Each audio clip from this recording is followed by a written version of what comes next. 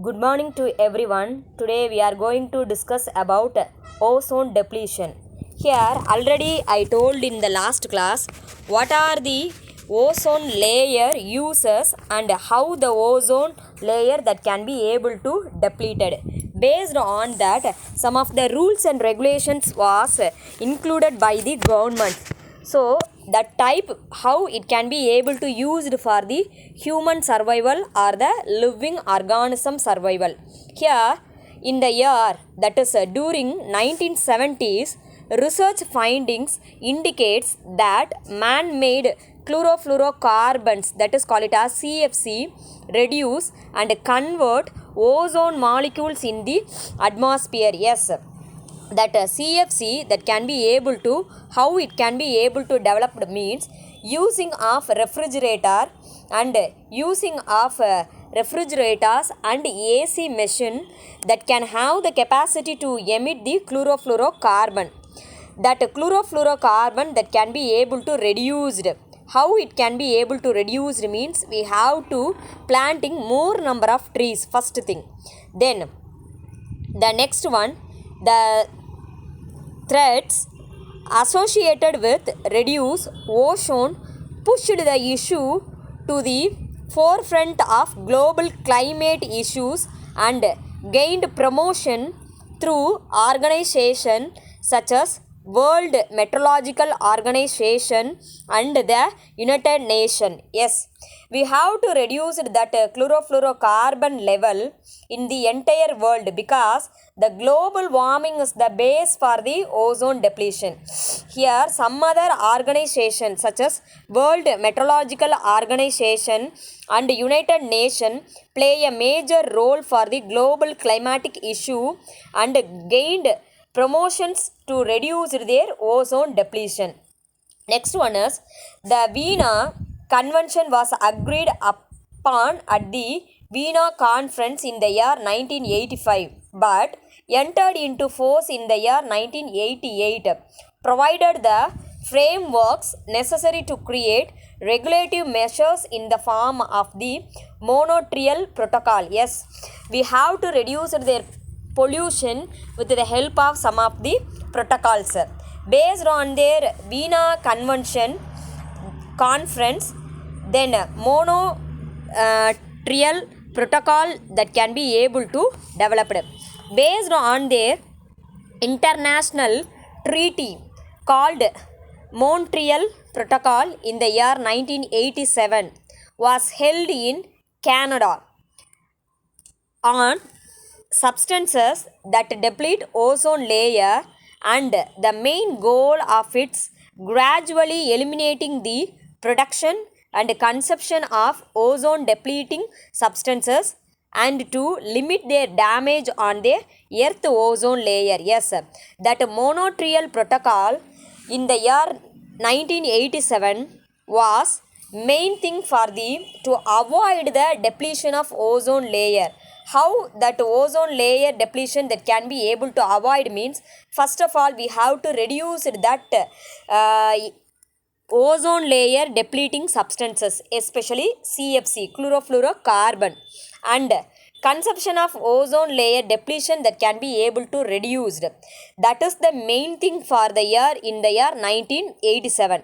Next one is based on the Montreal Protocol, the CDM, that is Clean Developmental Mechanism, that is called it as CDM, is defined in the Kyoto Protocol in the year 2007, which provides project-based mechanism with two objectives to prevent dangerous climatic change. Sorry, here there is one of the spelling mistake. Climatic change and to reduce greenhouse gas emission. Yes. With the help of CDM, we have to reduce their usage of fossil fuel, then only we have to reduce the greenhouse gas emission.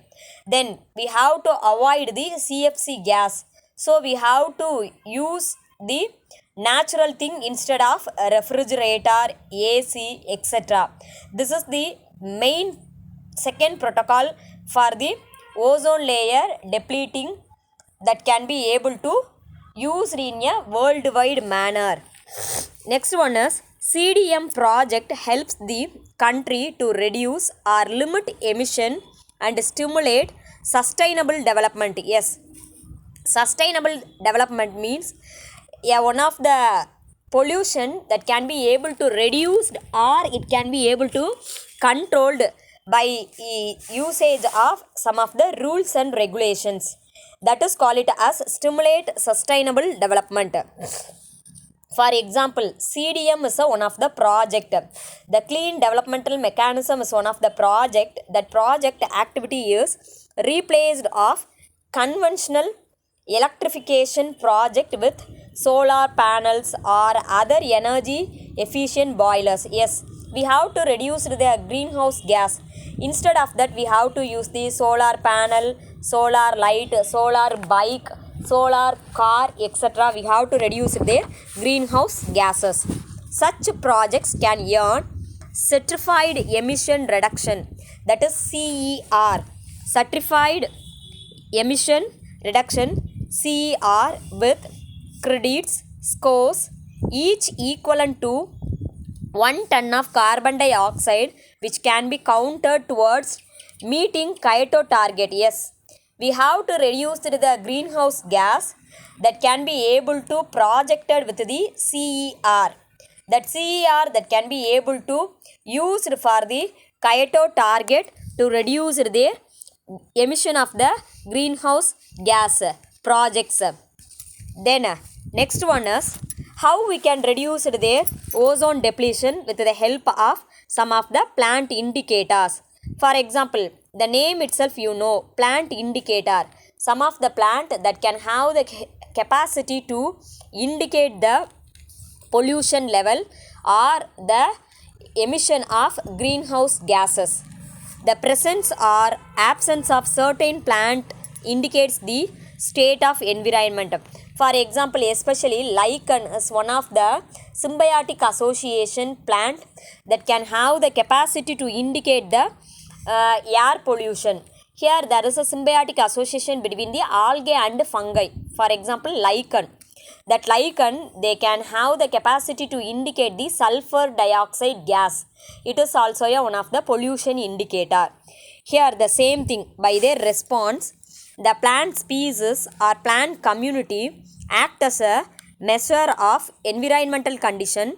It is referred as biological indicators or phytoindicators or plant indicator. Yes, here why we say as biological indicator? Biology refers to living organism, so it is called it as a biological indicator.